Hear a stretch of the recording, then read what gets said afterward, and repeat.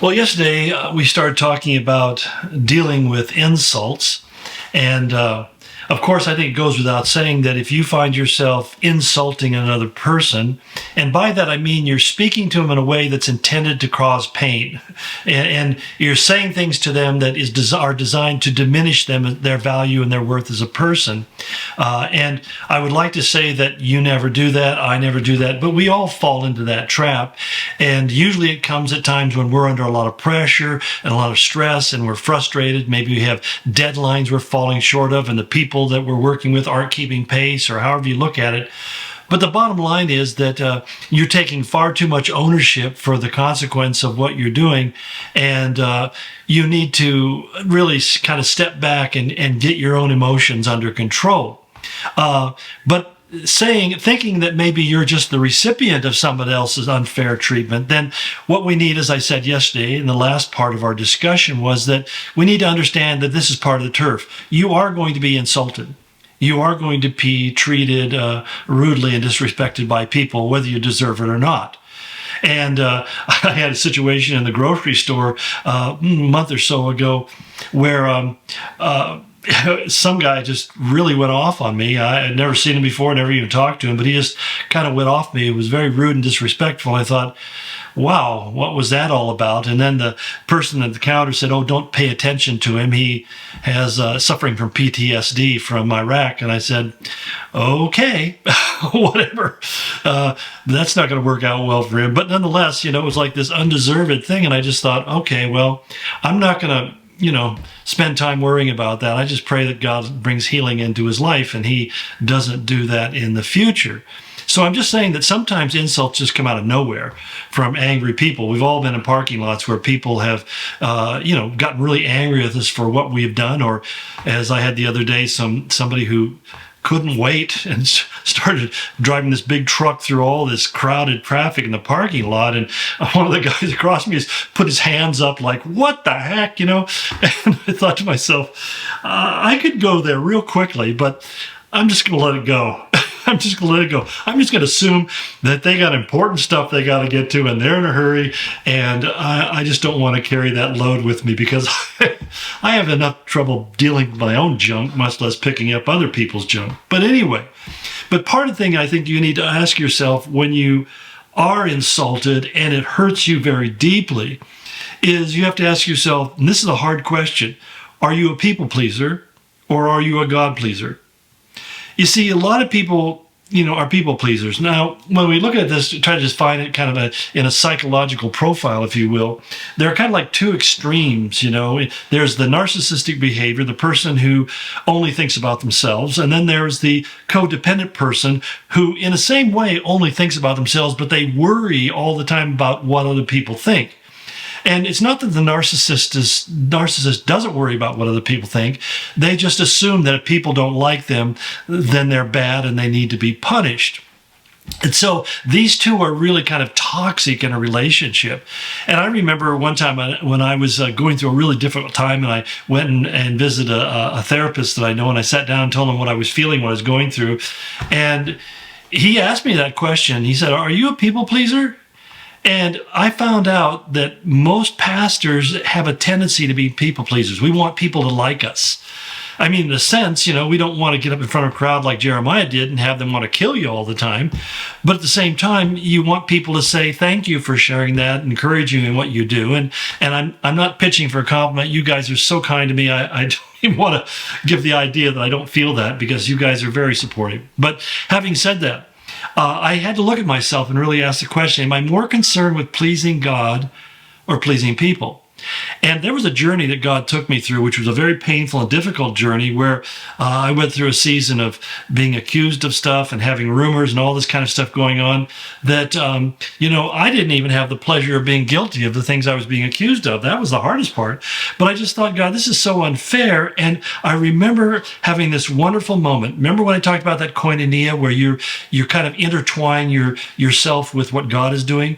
And the Lord spoke to me so clearly. He said, there's only one opinion in this world you need to be concerned about, and that's mine. And I remember this was so revelationary to me because it's like What is the audience of your significance, they say often in the counseling network? Who is it that you're performing for? Who is it that you're hoping to get the attention of when you do something? Like we all have those relatives when we were kids, they had the home movies, and there was always that cousin who would jump in front of the camera and always photobomb everybody because they had to be the center of attention, and everybody knew they're horribly insecure and they have to be the focus of attention. And sometimes we can be doing that. We can become very skilled at doing that. A way of inserting ourselves in the center of things because we struggle with a really wounded sense of ourself. We didn't get enough love and attention from mom and dad and siblings and the rest of the family when we were kids. And so we're going through life trying to get somebody to say, you're valuable and you're worthwhile. And that's where I heard one time, and it really stuck with me. It said that every person is looking for two things. They want to be totally known, they want to be fully known, and they want to be fully loved. And I thought, boy, that makes real sense. You want people to know who you are inside and out, and you want to be loved despite some of the stuff about you that's not that attractive. And yet what we find in life is that people discover certain things about us, they don't like us anymore.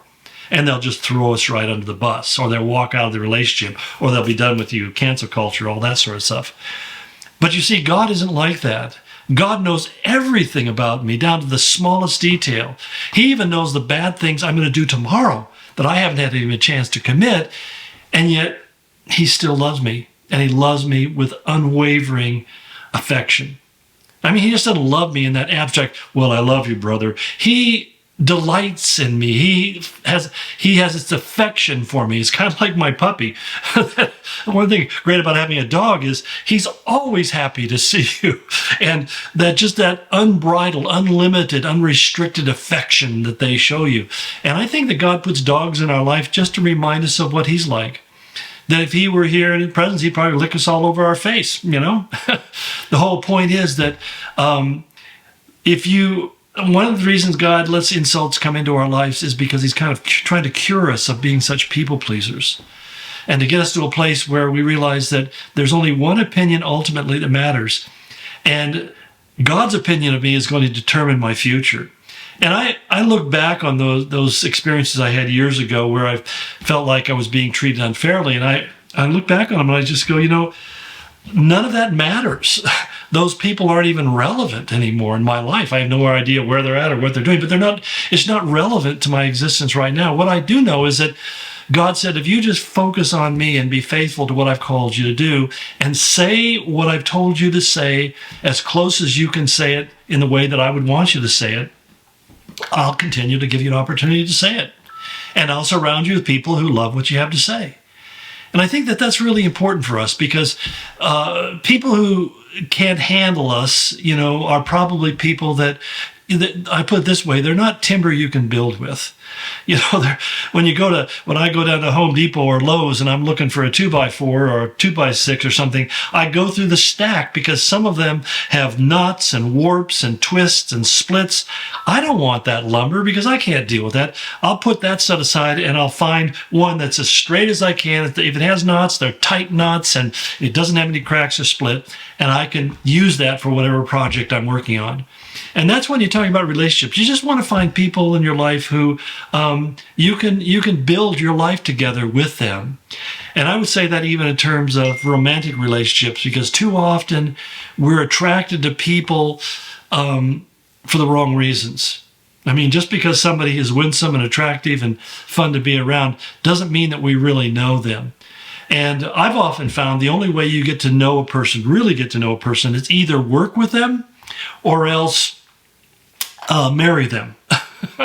Because those two situations put you into the stress of life in such a way that you see their character rise to the surface. And so if you're involved in a relationship with somebody and you're doing a project, it's one of the things to say, hey, let's do a project, or let's go on a hike together, or do something outdoorsy, or something of nature that's stressful and takes a lot of energy. And if they begin to react in a very unattractive way to you, where you're not having fun and you're not enjoying yourself anymore, then that's probably not good fit for you. And you probably need to look for somebody who is more aligned with you, more congenial. And that saves a lot of people a lot of trouble, because I see so many people who get into relationships that they later on regret. And that's why oftentimes when people are thinking about getting involved with someone, I ask them the question, long term, is this timber you can build with? You just need to determine that, because that's what it takes. There, after a while, very quickly, the winsome, attractive things about a person go away. I mean, the first time you wake up and you see your beloved, either without a shave and hair put in place, or without makeup and all the rest, you see them as they are when they first wake up, and you smell their breath. I mean, you're seeing them, or they pass gas while you're in bed together. You're dealing with the unattractive aspects of their personality. Am I being too graphic? Okay. So I hope you get what I mean, but I still have more to say about this. So really do that gut check and ask God, am I a God pleaser or am I a people pleaser? Which one is the dominant characteristic in my life? Okay, we'll pick it up tomorrow. Blessings.